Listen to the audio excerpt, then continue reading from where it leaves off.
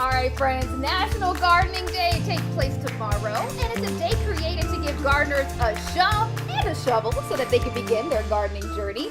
And if you're anything like me, you may not know much about plants, but that's okay, because today Erin and I are joined by Andy Cabe, who's the Director of Horticulture at Riverbanks Garden and Zoo. I have to say, one of my favorite parts of the zoo is the botanical garden. I always make sure to go out there and just really enjoy everything. But we got to talk about how you can help us at home. Well, you're already doing better because I've done a bunch of stuff with WLTX in the past, and you're already a better gardener than Darcy and Andrea, I'm pretty sure.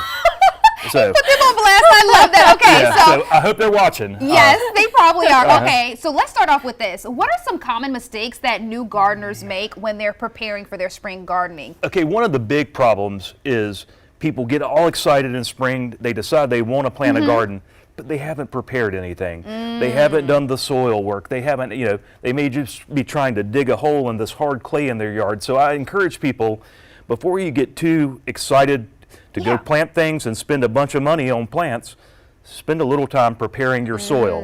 Now, if you want the easy way to do it, and a lot of people want the easy way. I love easy. Do it in a container. On your patio. You can do stuff inside. You can do, I've got some house plants over here. Okay. So we've got the snake plant. Mother-in-law's tongue is another common name. I don't make these things up. That's hilarious. But this is a common house plant. It's great for low light conditions, requires very little water. So there's some great plants for all levels of gardening. Now let's say you want to do something outside and you don't want to do a big garden, or maybe you live in an apartment, or maybe you just want to do some pretty containers to brighten things up. Yeah. So this is a coleus plant. Coleus is an annual. This is this grown up. Wow. Really? That's beautiful. So the only problem is you buy something like this and say, man, it's going to be really cute in this container. I'm going to put one of these. I'm going to put one of these. I might put, this little rosemary in there with it. But everything gets big. So you have to know, it's important to know what your final size is going to be before you plant it. But very simple. I'm going to teach you one little simple thing here. I'm excited. We're excited. Right, so we're going to do a container. We've got our coleus here, remember? Okay. It gets big. Yep. We've got our vinca. Okay. And we've got our sweet potato vine. Ooh. This is going to be your thriller. It's going to get big.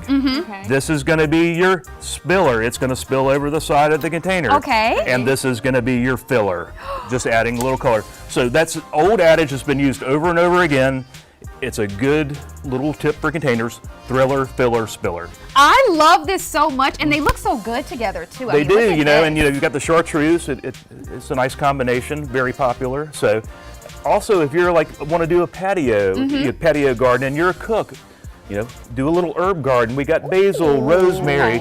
All of those things do great in containers, and it's very convenient if your patio's next to the kitchen or next to your grill. You can just kind of pick off whatever you want. I love that. All right, well, I have a question as a meteorologist. What about these above average temperatures we've seen? How can gardeners deal with these warmer temperatures? Well, don't get too excited. What was it? Probably beginning of March, we had that real warm spell, and everybody was excited thinking it was spring. And people like me who've been doing this a long time, it might not really be spring yet. So just be careful. A lot of people are rushing, wanting to plant their vegetable gardens and things like that. Now you can still do that early. Just remember, if it gets cold, you might have to be out there with sheets covering things up, buckets, putting them over plants. With the weather, just wait until it's time. And I think it's officially time now. Yeah. So. In perfect time for National Gardening Day. I love that. Andy, thank you so much for giving us so much wisdom and expert advice in such a short amount of time. My friends, you got to visit Riverbanks Zoo. Check out the botanical gardens, and you can learn more about how to create your own beautiful garden by visiting the Riverbanks Zoo as well. And we're going to make sure to put all this information online as well. I know I'm going to need to look back at this interview like 10 times to make sure that I am making my garden look the best it can be. Andy, thank you so much. Thank y'all. All right, friends, we'll be right back after this quick break.